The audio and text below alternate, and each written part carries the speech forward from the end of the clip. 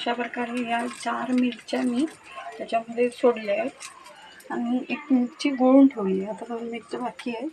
अशा प्रकारे मी आता हे फ्राय करून घेते. आता एक साईडला हे गुलाबीसर तळलं आहे. आता हे दुसऱ्या साईडला मी तळते.